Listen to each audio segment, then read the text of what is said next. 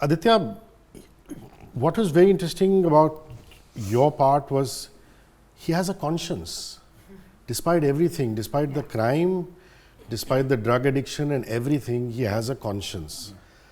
Do you think too much about that when you take up a part? Or do you say it will just happen if I do the lines? Because it's actually very complicated. Because you expect criminals and drug addicts not to have a conscience, or a conscience to be killed by for various reasons, like in Samara's character's case. So how did you shape it? No, so I think, I mean, first off though, it was all of it was on the page, right? The script written by Rohan, Shrikant, Priya and Hussain, and then of course with Suresh sir and Amrit. It was all there to be sort of, all of them, it was just for me to mine from what was in there.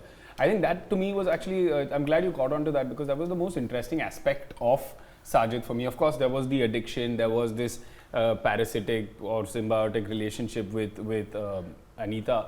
But the idea that despite everything, there is still vulnerability, there is still self-awareness, and there is a line that will not be crossed. You know, that perhaps, as you will see, it sort of plays out, especially towards the end of the show.